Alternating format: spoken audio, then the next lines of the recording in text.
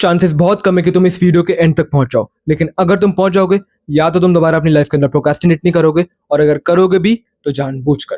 सबसे पहली बात, मैं तुम्हें यहाँ पे प्रोक्रेस्टिनेशन का मतलब समझाने नहीं आऊँ that procrastination is delaying the things you know you need to do right now for later, but मैं तुम्हें यहाँ पे एक फंडामेंटल कंसेप्ट समझाने आया हूँ, दैट इज फ्रिक्शन। फ्रिक्शन के बारे में हम सबने स्कूल के अंदर पढ़ा है, साइंस के अंदर पूरा एक चैप्टर था, रोलिंग फ्रिक्शन, स्टैटिक फ्रिक्शन। लेकिन वो फ्रिक्शन हमारी लाइफ के अंदर इतना काम नहीं आने वाला जितना हैबिट्स के रिलेटेड फ्रिक्शन आने वाला है। और इस कंसेप्ट को समझाने के लिए मैं अपना ही एग्जांपल यूज कर रहा हूँ। अभी जो तुम ये फोटो देख रहे हो, ये मेरे ही बेड की है, और मान लो इस टाइम पे मुझे पढ़ाई करनी है, तो सबसे पहले मुझे इस बेड को ऑर्गेनाइज करना पड़ेगा, अपना लैपटॉप चालू करना पड़ेगा, हॉटस्पॉट कनेक्ट करना पड़ेगा अपने फोन से, फिर अपने फोन के अंदर टाइमर चालू करना पड़ेगा क्योंकि मैं अपने स्टडी आवर्स को हमेशा काउंट करता हूँ। फिर पांचवी चीज, मुझे अपना टॉपिक डिसाइड करना पड़ेगा पढ़ाई का, और फिर एक्चुअली पढ़ाई शुरू करनी पड़ेगी। तुम समझ रहे हो कितना फ्रिक्शन आ रहा है मेरे को पढ़ाई शुरू करने से पहले। वहीं पे मुझे अगर इंस्टाग्राम खोलना है तो 1 सेकंड लगेगा मुझे अपने फोन से फिंगरप्रिंट से अनलॉक करने के अंदर, दूसरे सेकंड के अंदर मेरे को ऐप खोलना है, तीसरे सेकंड के अंदर reels are there, and 3 second के अंदर मैं रील्स स्क्रॉल करने लग जाऊंगा।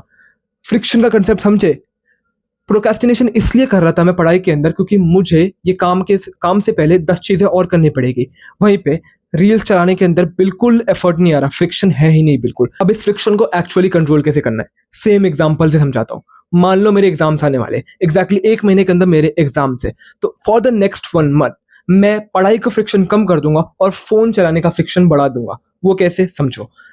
सबसे पहले अपना बेड हमेशा ऑर्गेनाइज रखूंगा। दूसरी चीज, लैपटॉप को शट डाउन ही नहीं करूंगा, ये यूट्यूब है इसके ऊपर हमेशा ओपन रहेगा। आई नो उसकी बैटरी थोड़ी खराब होगी, बट लॉन्ग टर्म जो मेरा गोल है उसके लिए बहुत जरूरी है। तीसरी चीज, अपने पूरे महीने भर को प्लान करके चलूंगा, और वीकली प्लान होंगे, यानी कि डेली टारगेट्स मेरे पास होंगे, मुझे क्या पढ़ना है। उस मोमेंट पर डिसाइड नहीं करूंगा कि आज क्या पढ़ना है, पहले से मेरे पास रेडी होएगा। आज अगर मैंने साइकोलॉजी पढ़ दी तो मुझे पता है कि कल मुझे पॉलिटिकल साइंस पढ़नी है, अगला मेरे को पता है इकोनॉमिक्स पढ़नी है, फिर मुझे पता है हिस्ट्री पढ़नी है, इस तरीके से। अब दूसरी बात, अगले 1 महीने तक अपने फोन की एडिक्शन या फोन की यूसेज कैसे कम करूं, ये सारी चीजें मैंने एग्जाम के अंदर यूज करी है, वहीं यहाँ पे बता रहा हूँ। सबसे पहले क्या करूंगा, अपने फोन के अंदर से फेस अनलॉक, फिंगरप्रिंट अनलॉक, ये सारी चीजें हटा दूंगा, और एक बहुत लंबा सा अल्फा न्यूमेरिक पासवर्ड सेट कर दूंगा। जो पासवर्ड मैंने यूज करा है that is I am a winner, और I am a person who can control his addictions.